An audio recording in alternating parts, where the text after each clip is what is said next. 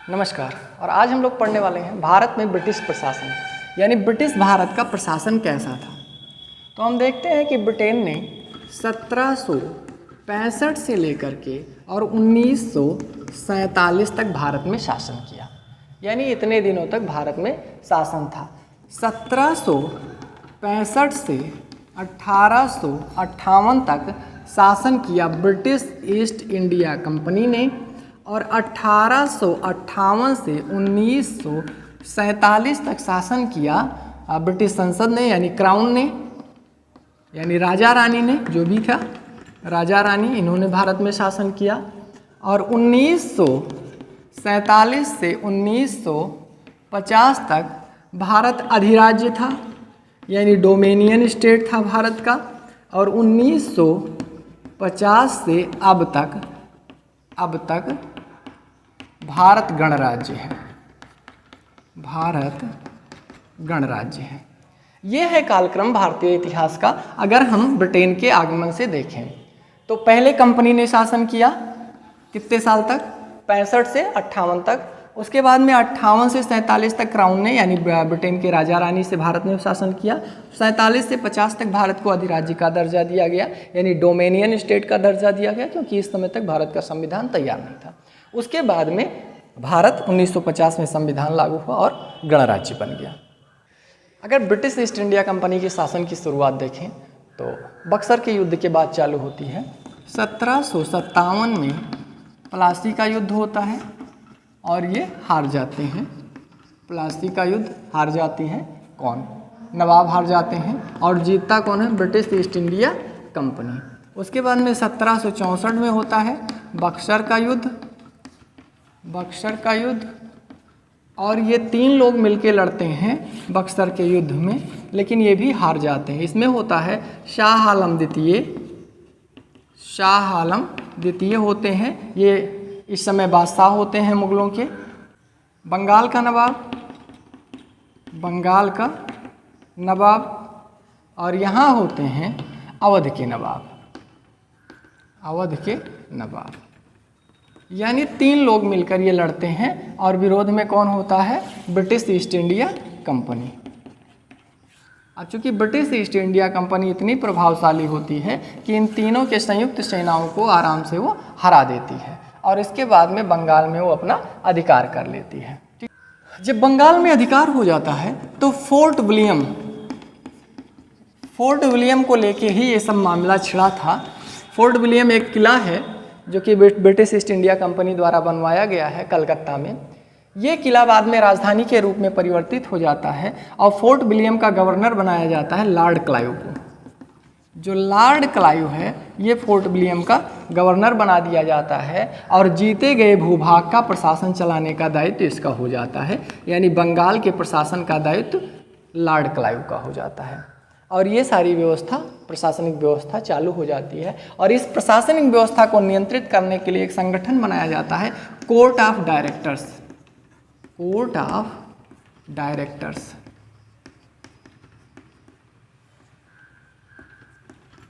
ये लंदन में बैठता है कोर्ट ऑफ डायरेक्टर्स, और इसी के दिशा निर्देश से भारत का शासन चलाया जाता है।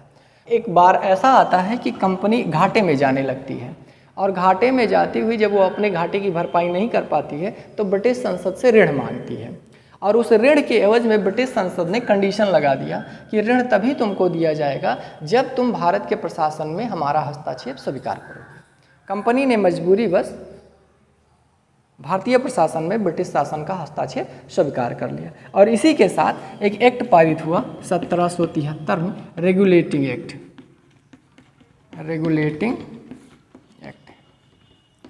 ये 1773 में पारित हुआ, और ये ब्रिटिश संसद का भारतीय प्रशासन में प्रथम हस्तक्षेप था। जैसा कि पता होगा कि 1773 के रेगुलेटिंग एक्ट से भारत में एक सुप्रीम कोर्ट की स्थापना की गई। सर्वप्रथम भारत में सुप्रीम कोर्ट की स्थापना 1773 के रेगुलेटिंग एक्ट से की गई थी। हाँ, तो 1773 के रेगुलेटिंग एक्ट में क्या हुआ कि भारत में एक सुप्रीम कोर्ट की स्थापना की गई, और बंगाल का गवर्नर बना दिया गया। वारेन हेस्टिंग्स को बंगाल का गवर्नर बना दिया गया। और इसने क्या कर दिया कि बंगाल में जो द्वैध शासन व्यवस्था चल रही थी उसको समाप्त कर दिया। तो लागू किसने किया था, मैंने ये तो बताया ही नहीं। वारेन हेस्टिंग ने 1773 के रेगुलेटिंग एक्ट के तहत ही बंगाल में चल रही द्वैध व्यवस्था को समाप्त कर दिया। तो लागू किसने किया था, तो लागू किया था द्वैध शासन व्यवस्था। बंगाल में द्वैध शासन लागू करने का उत्तरदायित्व था क्लाइव को, यानी क्लाइव ने लागू किया था द्वैध शासन व्यवस्था। ये द्वैध शासन क्या था, जो बंगाल का प्रशासन था वो दो भागों में था। बंगाल का प्रशासन एक होता था दीवानी और दूसरा था निजामत।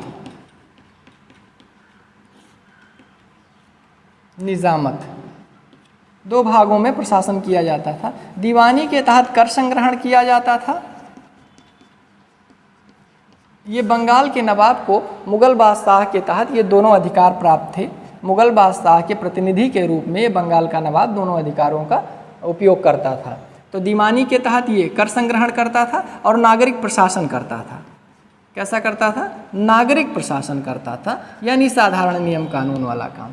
और निजामत के तहत वो होता था सुरक्षा व्यवस्था करना, इसका दायित्व था। आंतरिक सुरक्षा और बाह्य सुरक्षा, विदेश संबंध यानी दूसरे राज्यों से अगर कोई संबंध स्थापित करना था तो वो था निजामत के अंतर्गत, यानी युद्ध संबंधी मामले वो सब निजामत के अंतर्गत आते थे।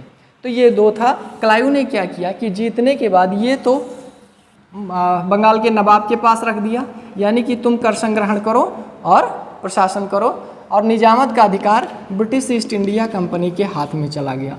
तो नवाब और कंपनी दोनों ने संयुक्त मिलकर के जो प्रशासन किया उसी को कहते हैं द्वैध शासन। यानी द्वैध शासन में कौन था, नवाब था और plus British east India company, दोनों मिलकर शासन कर रही थी। इसी को कहते हैं द्वैध शासन व्यवस्था। और चूंकि 1765 से 1773 तक, 1765 से और 1772 तक, जब तक रेगुलेटिंग एक्ट पारित न हुआ, बंगाल में द्वैध शासन चला और वारेन हेस्टिंग ने बंगाल में द्वैध शासन का समापन कर दिया। अब अगर द्वैध शासन की बात करें तो द्वैध शासन भारत में 3 बार चला। एक तो बंगाल में मैंने बताया, बंगाल में द्वैध शासन ये चला 1765 से 1772 तक। इसमें क्या हुआ था, प्रशासन को दो भागों में, दीवानी और निजामत में बांटा गया। निजामत ले लिया ब्रिटिश ईस्ट इंडिया कंपनी और दीवानी ले लिया नवाब। ठीक है, नवाब और ब्रिटिश ईस्ट इंडिया कंपनी दोनों साथ में मिलकर जो शासन की, इसी को कहते हैं द्वैध शासन व्यवस्था। दूसरी लागू हुई 1919 के अधिनियम के द्वारा, प्रांतों में लागू हुई। प्रांतों को दो भागों में बांट दिया गया। ये प्रांतों में था, ध्यान देना है, ये प्रांतों में द्वैध शासन था। इसको दो भागों में बांट दिया गया। एक किया गया आरक्षित विषय और दूसरा हस्तांतरित विषय। और फिर 1935 के अधिनियम द्वारा भी द्वैध शासन लागू किया गया, केंद्र में लागू किया गया। ध्यान देना, 1935 में केंद्र में द्वैध शासन लागू हुआ और यहाँ द्वैध शासन समाप्त हो गया। तो केंद्र में जो द्वैध शासन लागू किया गया उसमें भी दो विषय थे, आरक्षित विषय था और दूसरा हस्तांतरित विषय था। हस्तांतरित, जो ये आरक्षित विषय होता था ये गवर्नर के पास होता था। गवर्नर जनरल जो होते थे या वायसराय होते थे, इनके हाथ में होता था, या और इनकी कार्यकारिणी के अनुसार इसका शासन चलता था। उसके बाद जो हस्तांतरित विषय होते थे वो निर्वाचित मंत्रियों के हाथ में होता था, निर्वाचित मंत्री। और ये निर्वाचित मंत्री भारत के होते थे, यानी भारत के निर्वाचन से होते थे। तो कुछ विषय हस्तांतरित में रखे जाते थे जिससे भारतीयों को उसमें शासन करने का अवसर दिया जाता था, जबकि बहुत सारे विषय गवर्नर जनरल अपने अंडर में रखता था, उसी के अनुसार शासन करता है। केंद्र में भी ठीक यही व्यवस्था थी और राज्यों में भी ठीक यही व्यवस्था थी। तो भारत में 3 बार द्वैध शासन चला, बंगाल में द्वैध शासन, प्रांतों में द्वैध शासन और केंद्र में द्वैध शासन।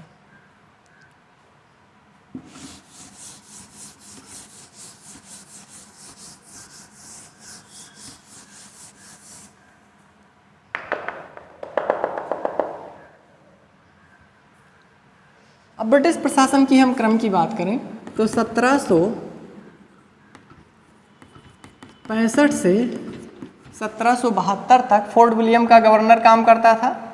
फोर्ट विलियम का गवर्नर, और 1773 से बंगाल का गवर्नर काम करने लगा।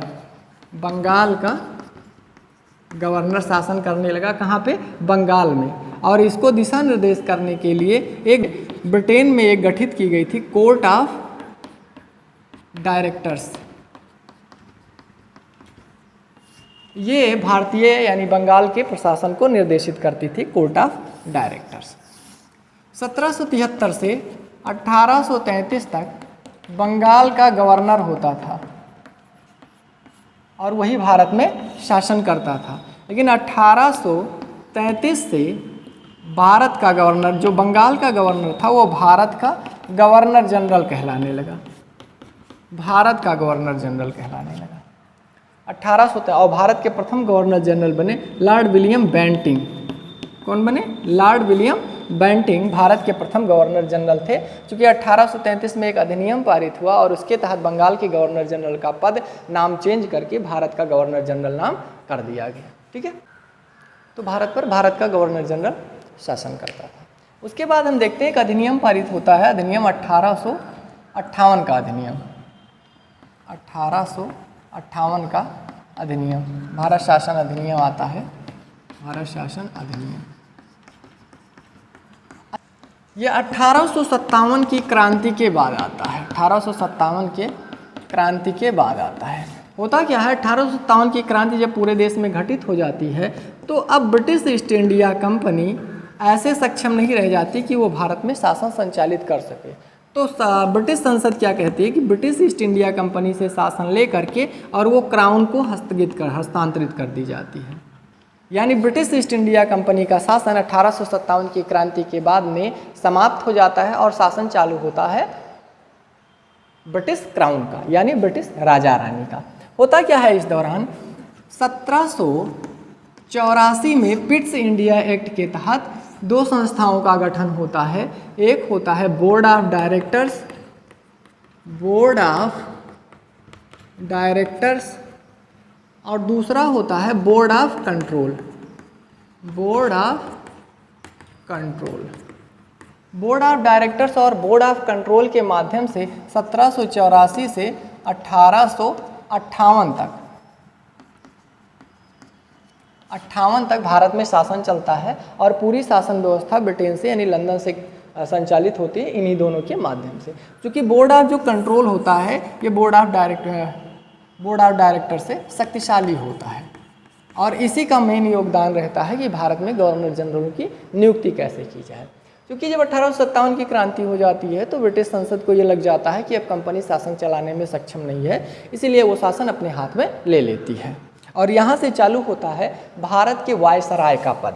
1858 में शासन हस्तांतरण कर दिया जाता है और नया पद सृजित किया जाता है भारत का वायसराय। और लॉर्ड कैनिंग 1858 में लॉर्ड कैनिंग को भारत का प्रथम वायसराय बनाया जाता है। लॉर्ड कैनिंग को भारत का प्रथम वायसराय किसको बनाया जाता है? 1858 में लॉर्ड कैनिंग को भारत का प्रथम वायसराय बनाया जाता है। और ये वायसराय का पद तब तक चलता है जब तक कि भारत को आज़ादी नहीं मिल जाती है। 1858 से 1947 तक वायसराय का पद चलता है। और भारत के अंतिम ब्रिटिश वायसराय जो रहते हैं वो होते हैं लॉर्ड माउंटबेटन। लॉर्ड माउंटबेटन ये होते हैं भारत के अंतिम वायसराय। और 1947 से चूँकि 1950 तक भारत अधिराज्य होता है यानी डोमेनियन होता है, तो भारत में गवर्नर जनरल का पद होता है। इन 3 सालों में 47 से 50 तक भारत अधिराज्य था। देखने वाली बात है कि इस दौरान आज़ादी पूर्णतया नहीं मिली थी, हमको डोमेनियन मिला था, अधिराज्य मिला था। तो इसलिए हमारे यहाँ गवर्नर जनरल का पद था और भारत अधिराज्य के प्रथम गवर्नर जनरल थे माउंटबेटन और भारतीय अधिराज्य के अंतिम गवर्नर जनरल थे सी राजगोपालाचारी।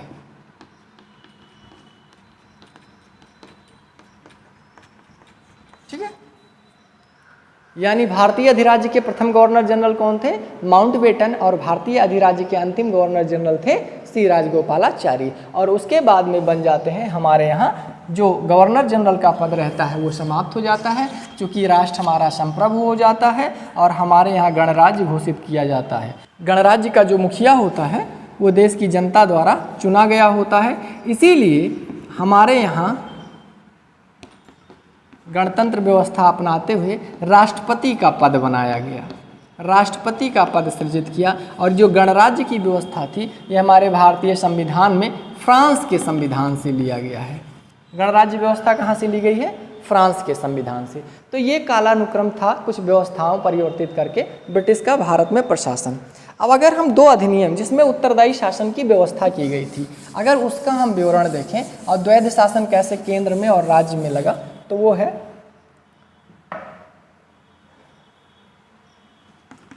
1919 का अधिनियम। 1919 का अधिनियम कहता है कि राज्यों में द्वैध शासन लागू हो, यानी प्रांतों में द्वैध शासन। अब प्रांतों में द्वैध शासन कैसे? इसको कहते हैं उत्तरदायी शासन भी, यानी प्रांतों में उत्तरदायी शासन की शुरुआत कब हुई? 1919 के भारत शासन अधिनियम के द्वारा। इसमें किया क्या गया? जो प्रांतीय विषय थे उनको दो भागों में बांट दिया गया। आपको पता होना चाहिए कि जो ब्रिटिश था, भारत में शासन था, वो सख्त पृथक्करण के सिद्धांत पर काम करती थी। तो सख्त पृथक्करण सिद्धांत के अनुसार कार्यपालिका होती है, विधायिका होती है और न्यायपालिका होती है। ठीक है, ये तीन संस्थाएं हैं, कार्यपालिका, विधायिका और न्यायपालिका। चूँकि कार्यपालिका प्रशासन का काम करती है, विधायिका विधान का काम करती है और न्यायपालिका न्याय का काम करती है। तो हम देखते हैं 1919 के अधिनियम से जो कार्यपालिका थी वो दो हो गई, कार्यपालिका में विभाजन कर दिया गया। हुआ क्या कि कार्यपालिका एक तो हो गई गवर्नर जनरल और उसकी कार्यकारिणी, गवर्नर जनरल या बाद में वायसराय और उसकी कार्यकारिणी। और इस कार्यकारिणी को दो भागों में बांटा गया। कार्यकारिणी में कुछ सरकारी पद दे दिए गए और कुछ निर्वाचित या गैर सरकारी पद दे दिए गए। ठीक है, और जब 1919 का अधिनियम पारित हुआ तो दो विषय बनाए गए। दो विषय कौन से? एक विषय बनाए गए आरक्षित विषय और दूसरा हस्तांतरित विषय। ये 1919 के अधिनियम के द्वारा प्रांतों में बनाया गया, आरक्षित विषय और हस्तांतरित विषय। इसमें किया क्या गया कि आरक्षित विषय गवर्नर जनरल के पास रख लिए गए और हस्तांतरित विषय दे दिया गया भारत के चुने हुए मंत्रियों यानी लोकप्रिय मंत्रियों के हाथों में। इसमें हुआ क्या था कि अब धीरे धीरे प्रशासन चलाने का जो गुण है वो विकसित करने के लिए भारतीयों को प्रशासन में समाहित किया जा रहा था। इसके तहत हस्तांतरित विषय में मूलतः दिया क्या गया था? देखिए, स्वच्छता दिया गया, यानी प्रमुख विषय बिल्कुल इसमें कुछ नहीं थे। शिक्षा दे दिए, नगरपालिका दे दिए, यानी जितनी घटिया विषय थे वो सब हस्तांतरित में कर दिए गए। और बजट में तो इनका कोई योगदान ही नहीं था, 20% बजट पर भी ये लोग काम नहीं कर पाते थे। इनको विषय दिए गए, उनमें कोई बजट यानी पैसे का योगदान नहीं रहता था। यानी 80% से ज़्यादा बजट आरक्षित के क्षेत्र में सेना, पुलिस, धर्म, वैदेशिक मामले वो मतलब जो रियासतों से भी संबंध स्थापित करना हो उसको भी वैदेशिक मामलों की श्रेणी में रखा जाता था। तो ये सारे आरक्षित विषय की श्रेणी में रखे गए। तो आरक्षित और हस्तांतरित दो विषयों में प्रशासन का विभाजन ही द्वैध शासन कहलाता, जो कि 1919 के अधिनियम के द्वारा चालू हुआ। उसके बाद में हम देखते हैं कि केंद्र में भी द्वैध शासन चालू होता है और 1935 के अधिनियम में केंद्र में द्वैध शासन हो जाता है। 1935 के अधिनियम में केंद्र में द्वैध शासन लागू हो जाता है। केंद्र में तो प्रांत में क्या कर दिया जाता है? प्रांत में प्रांतीय स्वायत्तता दे दी जाती है। प्रांतीय स्वायत्तता में किया जाता है कि जो आरक्षित विषय थे, अभी तक जो आरक्षित विषय थे, इनको खत्म करके ये सारे विषय ट्रांसफर कर दिए गए हस्तांतरित विषय में होता क्या था कि सारे जो मंत्री होते थे वो निर्वाचित होते थे और उसमें सारे लोग लगभग भारतीय होते थे। जो मनोनीत भी होते थे वो भी भारतीय होते थे। इनके निरीक्षण के लिए गवर्नर होता था। कौन होता था? एक गवर्नर होता था जो ब्रिटिश संसद द्वारा चुना हुआ होता था। ये गवर्नर, जैसे कि आज की व्यवस्था में देखें तो राज्यपाल, राज्यों में जैसे राज्यपाल होता है केंद्र सरकार के द्वारा चुना जाता है और सारा कामकाज स्थानीय स्तर यानी प्रदेश स्तर के मंत्री लोग करते हैं, ठीक यही व्यवस्था लागू कर दी गई और हस्तांतरित विषय आरक्षित विषय हटा के सारे विषय हस्तांतरित में डाल दिए गए, यानी राज्य की पूरी प्रशासनिक व्यवस्था भारतीयों के द्वारा चलाना चालू किया गया। अब केंद्र में क्या किया गया? केंद्र में भी उत्तरदायी शासन की स्थापना की गई, कुछ विषय भारतीयों को देना चालू कर दिया और बाकी विषय केंद्र के पास अपने। अब देखते हैं प्रशासन कैसे करता था। प्रशासन के शीर्ष पर होता था सम्राट। ब्रिटिश प्रशासन जब भारत में होता था तो उसके शीर्ष पर होता था सम्राट और सम्राट के नीचे होती थी संसद। ये संसद ही भारत मंत्री या भारत परिषद का गठन करती थी। भारत परिषद या भारत परिषद होती थी, इसका जो अध्यक्ष होता था वो होता था भारत मंत्री। ठीक है, अब ये भारत मंत्री के सहयोग से चुना जाता था गवर्नर जनरल या वायसराय। गवर्नर जनरल या वायसराय। अब ये वायसराय अपनी कार्यकारिणी बनाता था, कार्यकारिणी बनाता था और केंद्र की कार्यकारिणी और वायसराय की सलाह पर ही राज्यों के राज्यपाल की नियुक्ति होती थी, जिनको हम तब गवर्नर कहते थे। और ये गवर्नर प्रांत के विधायिका के द्वारा चुने हुए, यानी विधायिका के माध्यम से, और प्रांत में जब बाद में उत्तरदायी शासन स्थापित किया गया तो प्रांत की जो कार्यपालिका थी उसमें पूरे भारतीय लोगों को समाहित करके शासन करती थी। सबसे ऊपर सम्राट, फिर संसद के द्वारा भारत परिषद का गठन किया जाता था और भारत मंत्री जो होता था वो संसद के मंत्रिमंडल का एक सदस्य होता था। इसी के सलाह पर पूरा गवर्नर जनरल की नियुक्ति होती थी और गवर्नर जनरल सपरिषद भारत परिषद के प्रति और संसद के प्रति उत्तरदायी होता था और गवर्नर जनरल अपनी कार्यकारिणी के सदस्यों का चुनाव करता था और इसी कार्यकारिणी के सलाह पर प्रांतों के गवर्नर का चुनाव किया जाता था, जो कि प्रांतों की स्थिति देखते थे और प्रशासन में सहयोग करते थे। तो आज के लिए इतना ही, धन्यवाद।